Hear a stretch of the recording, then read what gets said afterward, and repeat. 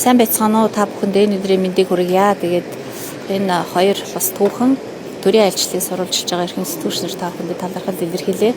За Монгол Улсын гадаад бодлогын нэг томоохон зорилтуудын нэг нь Төв Азийн орнуудтай харилцаа хамтын ажиллагаа бэхжүүлэх явдал байдаг. Тэгээд манай гадаад харилцаа сүүлийн жилүүдэд идэвхжийнхаа нэг гол чиглэлийг бол энэ Төв Азийн 5 улстай харилцааныхаа төвшинг ахиулах, цаашдаа илүү бодиттой өнөөгийн шин цаг үеийн дэлхийн эндэг журмыг дагаад илүү прагматик бодиттой харилцааг бий болгох, маш богино хугацаанд өндөр түвшинд хүргэх ийм зорилттой. За энэ хүрээндээ бид нар энэ Төв Азийн 5 улстай сүүлийн 3 жил маш идэвхтэй гадаад харилцааг явуулж ирлээ. За тэгээ харилцан төрийн өндөр түвшинд төрийн айлчлал хэрэгжүүлнэ гэдэг нь өөрөө энэ харилцааны хамгийн оргил хэсэг байдаг.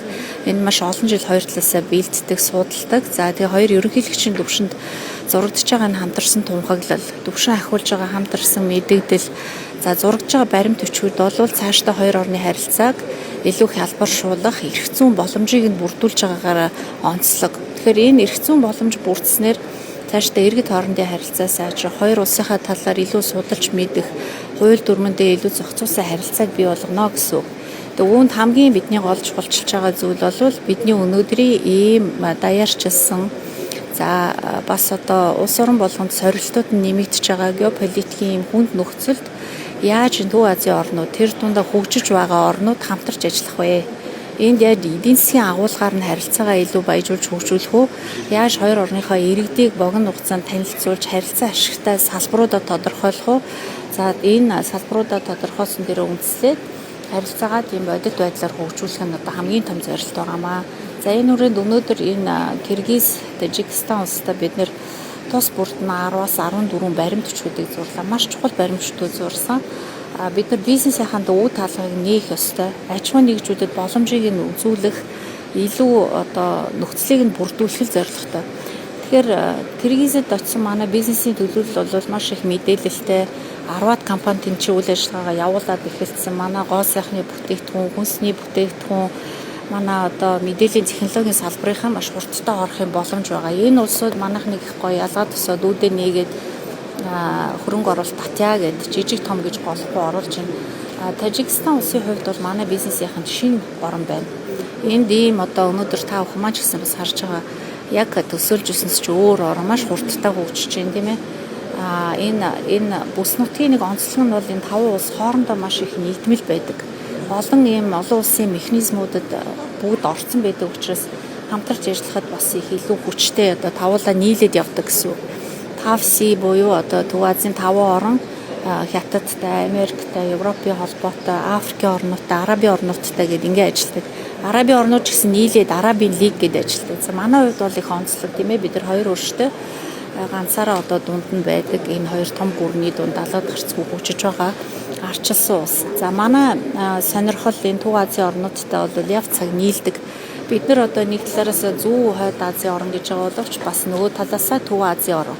Тэгэхээр Төв Азийн орнуудтай манай улс орон хамтарч ажилласнаар энэ бүс нутгийн аюулгүй байдлын их тайвны төлөө их хүчин чармайлт гаргахад Монгол улсаас голлох, чиглүүлэх илүү байр суурьа бас илэрхийлэх боломж ус нөхцөл бүрдэнэ.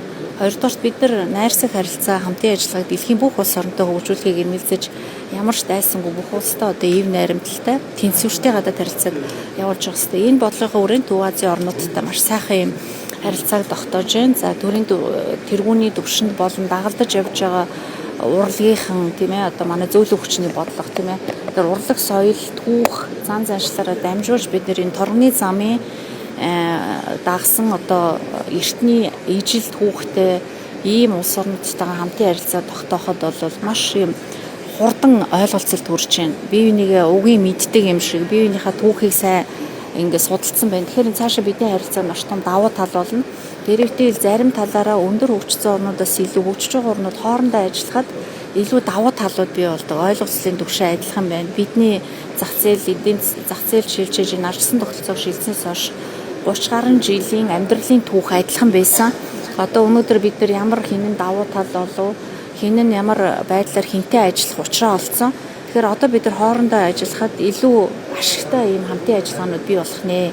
Нэг нэгнээсээ юм гуйх биш, бие бинийгээ хөгжүүлэх Тэгэхээр манай дээр одоо агаарын харилцааны тухай хэлцээр байгуулъя. Тээвэр логистикийн аль аль талынхаа давуу талыг ашиглая. Манад ямар бараа бүтээгдэхүүн байна, айлд ямар бараа бүтээгдэхүүн байна, юу солилцох уу, аялал жуулчлал үзүүлэх үү, бараа бүтээгдэхүүнээ солилцох уу.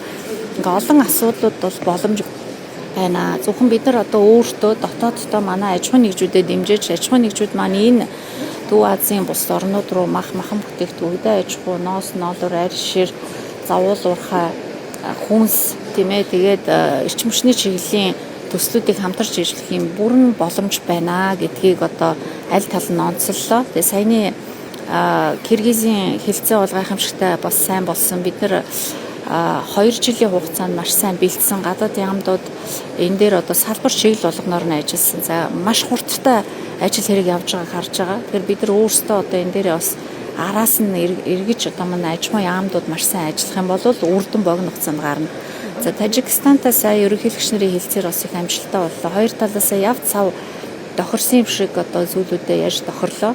Нэмээд яг Тажикстан улсын онцлог бол өөрөө энэ Төв Азийн бүс нутагт 91% нь уул. Энэ Төв Азийн цэвэр усны нөөцийн 60% нь энэ ганцхан Тажикстан хажуудлынх нь улс орнууд ч одоо сүүл усгүй улсууд байгаа шүү дээ.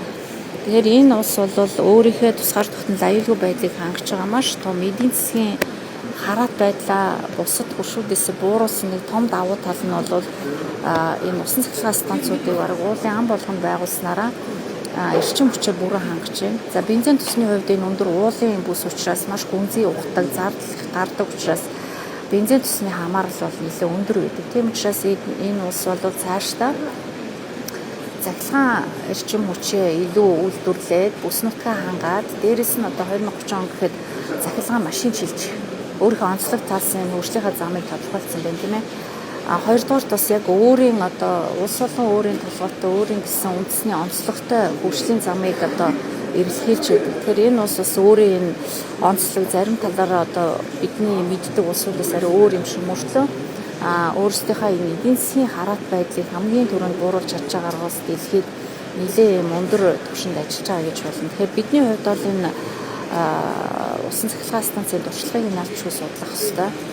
Хоёрдугаарт бид нэр энэ жимс жимсхэн самар хүнсний ногоо үйлдвэрлэлээ органик манад үргэж нийлүүлээгээд энэ бүс нутгийн улсууд ярьдаг. Манайхаас хуучин одоо социализмын үед махан бүтээгдэхүүн лаазалсан бүтээгдэхүүн маш их авдаг. Одоо хүртэл ард түмэн мэддэг. Энийг бас ярьж одоо энийгээ сэргээе гэхэд бид нар одоо аж ахуйн нэгжүүдээ бас хамтын ажиллагаанд өргөжүүлэх хэрэгтэй. За тэгээ эцэст нь хэлэхэд бид нар энэ цаашдаа энэ удирдагчдын төвшөнд бол бид нар бие бинийгээ мэддэг олон жил хамтарч ажиллаж байсан гэж байгаа боловч ирээдүй яах вэ гэхээр бүрхэг байна. Залуучууд энэ хоёр орныхаа талаар бие бинээ мэдгүй байна. Улс орныхаа хөгжлийг мэдгүй байна. Судлахгүй байна. Тэгэхээр бид нар энэ иргэд хоорондын харилцаа ирээдүйд энэ хоёр талдаа улс орнуудыг авч явах залуучуудын хамтын ажиллагааг яаж дэмжиж, яаж улс орноо тусдаа сайн сурчлах уу? Яаж энэ дипломат ажиллагаа илүү уян хатан, илүү бодиттой болох вэ гэдэг дээр бүгд бодолцоо гэж ярьсан. За тэгээ хоёр ерөнхийлөгч маань хоёр гадаад харилцааны сайдтай үүрэг өгсөн. Иргэжлийн 8 сард одоо Тажикстаны ерөнхийлөгч Монголд очсон. Бидний тавьсан бүх саналыг сайтар судлаад чиглэлээр ажиллах үүргийг сайд нартаа өгсөн. За Киргиз улсын хувьд бол 2 жилийн өмнө Жапаро ерөнхийлөгч Монголд айлчлах үеэрээ чиглэлээ олцсон. 2 жилийн өмнө очсон гэхэд бидэрт одоо дэвшлүүд маш их гарч байгаа. 2 жилийн хугацаанд манай 10-аад аж ахуйн нэгж орсон байна гэдэг бол том дэвшил. Тэгэхээр бид нар энэ ижлэгэн хөгжиж байгаа бүс нутгийнхаа адилхан хөгжиж байгаа голдуу далаад гарцгүй энэ орнуудтай хамтын ажиллагаа яг чигд одоо хин хинээс удахгүй харилцаа ашигтай. Эдрээс бас суралцах зүйлүүд байна. Зөвхөн одоо сая мэдээллийн технологийн салбарт бид нэр сая үндэсний дата Mongolia манай платформ гэрээ байгууллаа шүү дээ. Тэгэхээр бид нар одоо энэ улсуудад бид нар энэ засгийн газрын захимжлалтын бодлогыг нь бид нар үйлчлэхийг санал болгох боломжтой болж байгаа. Тэгэхээр манай туршлага зааж өгье гэжсэн биднэрт бас хүнд өгөх юм бас байна. Тэгэхээр эднийсээ бид нар илүү тодруулж энийг нь илүү чиглүүлж цаашдаа явах хэрэгтэй гэж үзэж байна.